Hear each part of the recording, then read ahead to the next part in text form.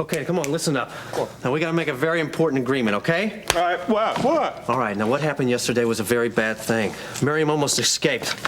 And if she had, it would have been our fault. But we're supposed to make sure she stays put. You got it? Oh, yeah, but we caught her, though, didn't we, Lance? Yeah, that's right. We were very lucky.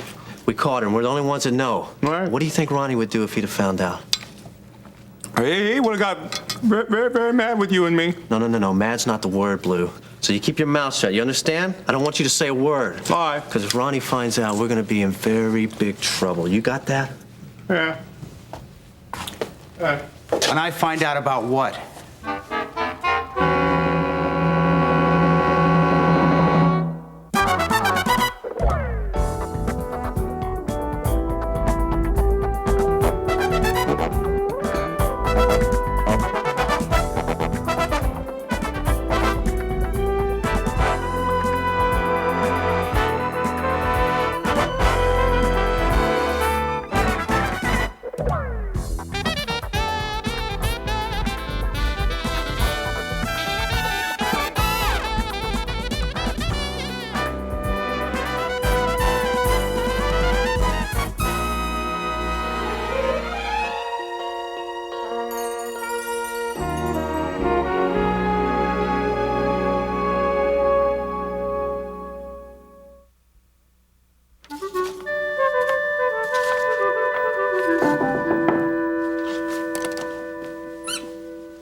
Just a minute, Janice. Let me help you.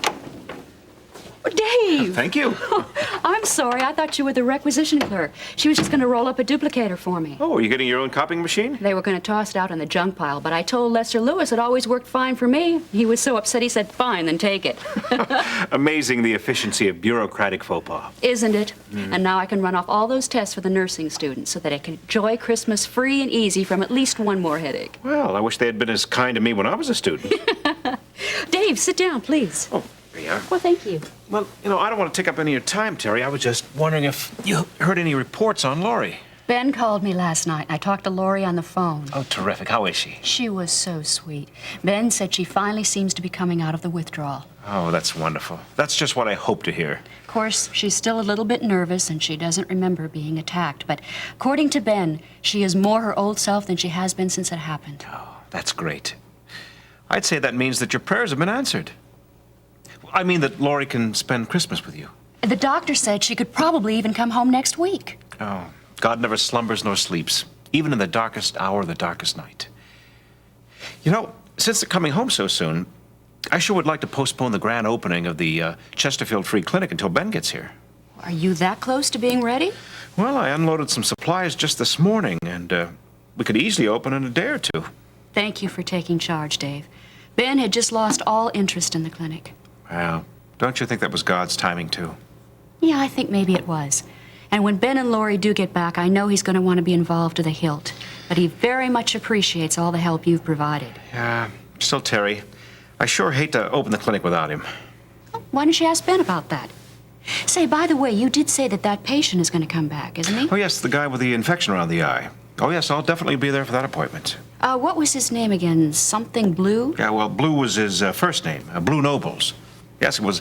He had blue jeans on and a blue shirt and cap and blue running shoes, and he was certainly living up to his name. Isn't it something how people latch on to an identity? Excuse me, Terry, I'm here to talk with you. Remember we spoke last night and we were going to get together and talk? Well, hello, tall person. Terry, are you going to introduce us? Don't let me interrupt, boys. Now, just what is it that I shouldn't find out about? Oh, Ron, man, it could be a lot worse. I was just telling Blue not to say anything about us bar hopping last night. I knew better. We should have stayed in Saddleback. I know that, but Blue wouldn't know the difference, and I just thought that naturally, if he mentioned anything to you, that you wouldn't like it, you know? You're right, I wouldn't. Where did you go, Blue? We just went cruising. I'm not talking to you! I'm talking to Blue. Where did you go? I said, where did you go? Everett's. Everett's. That's a barbecue joint. Oh. Or maybe you went to a barbecue joint, Then you went to a bar, then you picked up a little Barbie doll, huh? Yeah, that's pretty close. Don't ever let it happen again. No, right, man. I don't plan to, Ron. Who said you had the right to plan anything, Lance? Have you ever noticed that your best laid plans turn out to be a hazard? When I leave you in charge here, you're responsible for everything. And those are my plans. And don't ever mess around with my plans. Right, man, it won't happen again. Right. How'd you like a promotion, Blue? What? I said a better job. Sure. Good. And from now on, keep an eye on Sir Lancelot here. Someday I may ask you what he's been doing while my back is turned. Here. I'm gonna make you the head toastmaster, so go ahead and propose a toast. To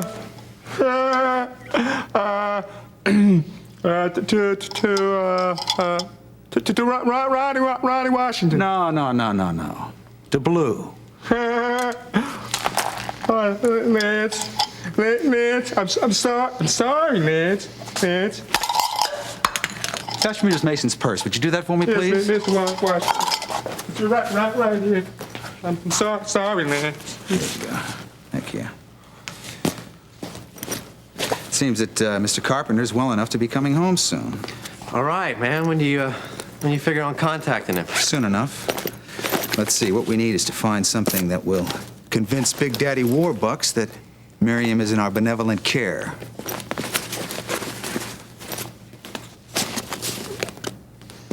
Smells a little like the Opera House, doesn't it, Blue? Yeah, I think Blue's more the must type, you know? Here we go. Here we are. And there it is. All right. You got a license. That's perfect, Ron. I didn't ask you for your critique. What do you think? It's a good picture. Yeah, it's not bad. Isn't it about time for you to go out and check on our guest, see if she needs anything? Right.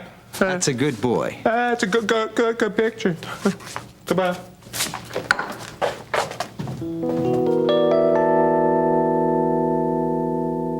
Nancy, this is Dr. Dave Phillips. A tall doctor.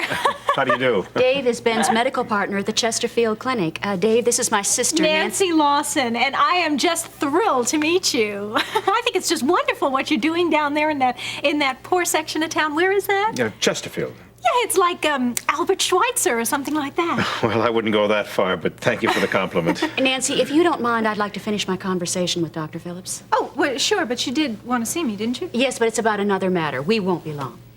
Well, I hope not, because I've got a million things I have to do.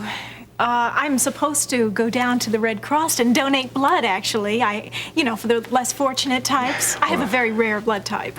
Oh, well, that's very noble, Mrs. Lawson. Miss, I'm not married. Well, in either case, I'm sure they'll welcome it. Yeah, what is it? Type O. Type O, O positive? Yes, isn't that something? Well, that's wonderful, but I think you should realize that O positive is rather common. Well, somebody must have misinformed you. You mean it's not rare? Oh, well, it's the least I can do anyway. How long are you going to be? Oh, look, excuse me, ladies, but I have some things to do in the hospital. I have to talk to Alex anyway. Oh, no, please don't leave on my account. Well, no, it's obvious that you two had a prior engagement, so it's no bother. Terry, is there any chance that you could meet me in the cafeteria when you have some time? Well, sure, I think so. What time? How's 1 o'clock sound? 1 o'clock would be fine. Good. Nancy, I was glad to meet you. Same here, Dave, and I'm sure we'll be seeing each other again. I'm often in the Chesterfield area. Oh, well, good. See you at 1, Terry. Right. Nancy, I wanted to talk to you about the house. What about it? Well, the Redlands have approached me again. Very courteously, and they asked me if we were ready to sell it. Well, I hope you told them no. I'm still living in it. Well, they know that, but they want me to talk to you again. Listen, Terry, you would save us both a lot of grief if you just let them know that we're not ready to sell it. What is it about Nora's place that they like so much? Do they want a white neighborhood? I mean, why don't they do it up good and go to Edenwood or Country Club Shores or somewhere like that? That's not what it is, so just stop it. Now, you wouldn't even be living in Mother's house if I hadn't agreed to it. How are you getting along financially? I'm doing just fine. Oh? Yeah, why? Well, it wasn't too long ago that you were asking me if you could borrow money again. Which you so characteristically refused in your sweet Christian manner. I refused because... Never mind. Oh, yeah, never mind. Well, never mind about my financial situation, too, okay? I mean, if I knew that was why you wanted me to come down here, I never would have bothered. Nancy, I happen to know that your jewelry is impounded until Tab Barron's trial. I know that Charles Carpenter has cut you off, and I know that you have a large I unpaid told you hospital- I am doing fine. Nancy, you could make it so much easier on yourself if you'd just be willing to sell it. No, I don't have to sell it. I'm doing all right. Jean and Carla Redland would take good care of it. No, not to anyone, especially not to them. Hey, Leon, can you warm this up? Absolutely. But what are you doing hanging around here? Is this some holiday I don't know about? I wish. I just didn't feel like going into work this morning. Yeah, you hang around here much longer, it's gonna be afternoon. Actually, you know, things have been going real good. I landed a great contract for the Canterbury office complex. But I tell you, that office is so boring sometimes. Ugh. Well, if it's the decor you don't like, you can always tear it up like you and Russ Weaver did to my restaurant. Come on, I told you I was sorry about that. Besides, this place looks real nice now. Huh? Yeah, doesn't look too bad. Yeah. But I don't think some of my customers will ever come back. Yeah. Hey, I'm sorry it had to happen here, honestly. But I tell you, it's not the decor of my office that makes my skin crawl. It's the routine. Man, I wish I was back on the sites again. You know, this office work, the same old grind day after day. Not my bag at all. Well, there's your office assistant right there. Must have tracked you down. Hey, Pete. Vic. Yeah, Peter does a great job. And he's real good at taking over where I leave off. Don't let him bother you, Peter. He doesn't hurt my feelings anymore. He can't. I'd like to belt him. Well, listen, if you'd rather leave and go someplace else, that's fine with me. No way. We decided to have lunch here, and we're gonna have it here if I have to force feed myself. Peter. I'm serious. Tired of being intimidated. Well, good for you. I love a gutsy man. Here he comes, ready or not. That guy sure is predictable. Now, what's happening? Get lost, Gil.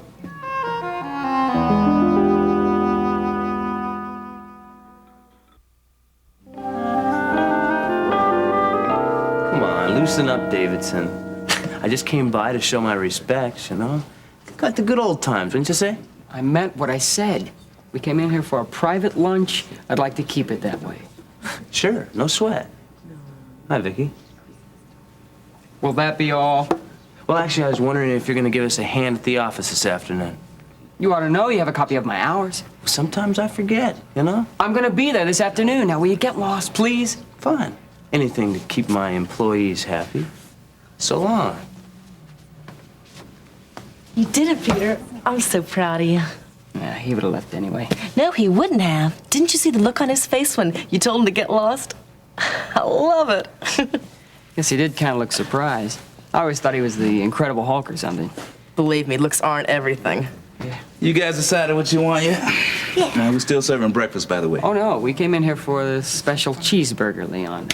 Right, unless you changed your mind? No, that's it. Okay, 2 cheeseburgers. And 2 shakes, 1 chocolate, 1 strawberry for her. They're good. And french fries. Okay, got it. Hey, you know, your cheeseburgers are gonna christen my new grill. Congratulations. What's the matter, they break that too, Leon? No, they couldn't mess that thing up if they tried. Just died of old age. I'll be right back with your order. I still can't believe you told Gil to get lost. That was great. Kind of glad I did it. Might make it easier for the next time. You stand up so well for yourself, I doubt there'll be a next time.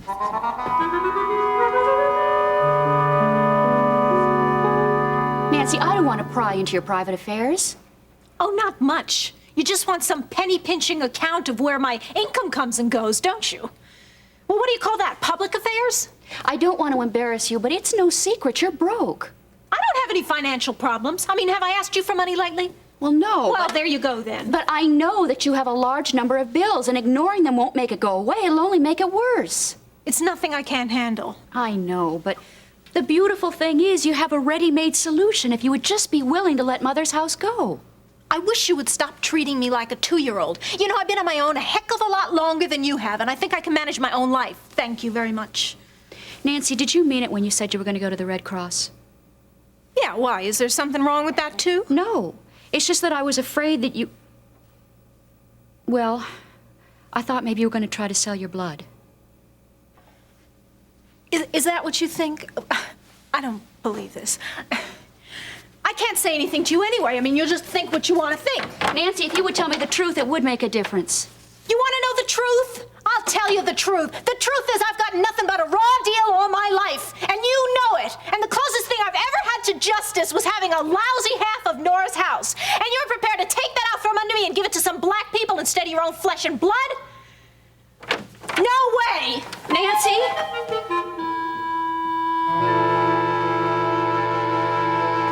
You know something, Ron? The more I think about it, the more I believe in fate. I mean, look at the turn of events. I mean, first we pick up the wrong chick in Poverty Row, and she turns out to be a rich kid. Then we need a little time with no hassle, right? And perfect. Daddy's in the hospital. Then when we get ready to make our move, Papa comes home from the hospital and waits for what gives. Now that's fate, don't you think? That's so profound. Maybe you should set it to music. Well, you don't like the idea, huh? Fate is another word for accident. And I don't like accidents. Yeah, well, neither do I. I don't like luck or coincidence or fate or anything that smacks of carelessness, Lance. You're exactly right, Ron. You gotta get on top of things, man. You gotta make things happen. I mean, you know, you can't depend on luck. But I still say it's kind of interesting, you know, a little twist in your favor every now and then, you know? I mean, it can't hurt. I don't know. Did you fix the ransom? Yeah, I have. But, what would you say that she's worth? She ain't worth nothing to me. But the carpenter, I'd say she's worth about $100,000. Is that too high? Guess again. $200,000. I did a little demographic work on Carpenter's background, and he's going to come up with more like $400,000. $400,000? Wow, for one chick? God, that's about $300 an ounce. $400,000 is nothing compared to what she'd inherit. She's his only child. Now, the first thing we have to do is get the wheels in motion. Carefully. First, I'll need some pictures. A good snapshot'll do, so he'll know that she's alive. Yeah, Blue can take care of it. He's good with a camera. Matter of fact, he's got one. I'm aware of that. Now, I want you to get Blue to shoot Miriam holding a newspaper. the Kingsley Chronicle. And get her to smile. Oh, sure, that's no problem. She's putty. Like I said, you know, she's real easygoing. You might use a backdrop. That might be best, and I'll select the prints. All right. Oh, and Lance, don't take the negatives to the drugstore. Use Marty's lab. All right. I get the film, we're in business.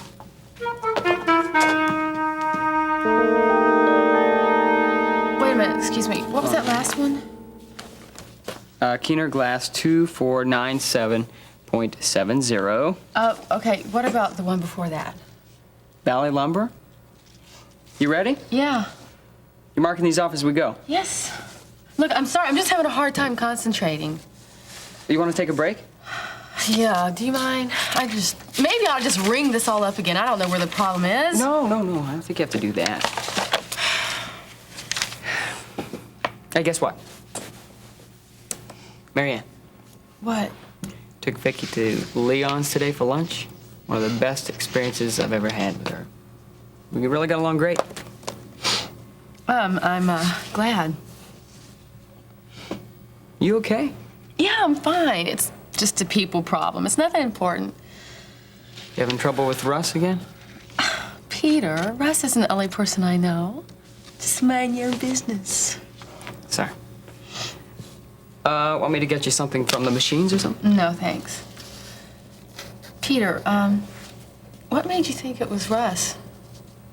Hey, now I've had enough trouble with women to know the symptoms, you see.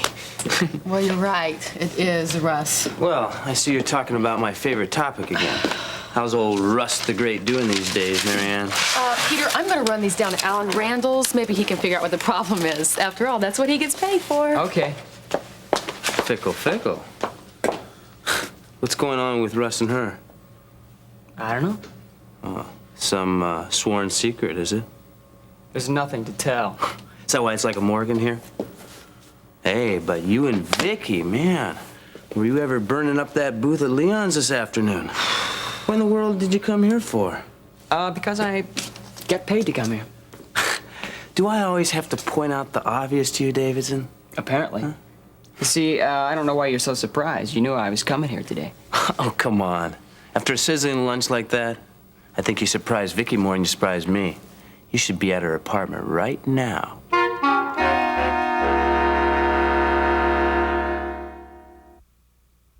Come on, cut it out. You're talking about my personal life now. Right. But face it, Davidson, it's your personal life that needs the most help. I ain't hurting. I want you to score. I want you to score big. I'm all for you, buddy. Okay, then don't talk about Vicky like that. I hate it. I don't need your help. If I need scores, I go to the press box. What are you gonna do when you get married? Wing it? Gil, ever occur to you that maybe Vicky might want to get married someday? Not to you. She's not gonna marry any minor, but she could teach you a couple things. Gil, will you please just shut up? Fine. Have it your way. But I'm telling you, my way's a lot better. Peter, what is Gil doing? Sharing some of his macho expertise with you again? Well, somebody has to. Who says, Gil? You? You know, I wouldn't give a dime for your expertise. You don't know the first thing about women. You know, everything that you do puts women somewhere between the status of a doormat and an X-rated movie. I may be your sister, but I'm a woman too, and I can speak for all the rest. It's about time you grew up and started treating women like human beings. We're not playthings, we're people. What was that all about? I don't know. But I do know one thing. Oh, what's that, Davidson? She's right. Hey, why don't you use this to keep score?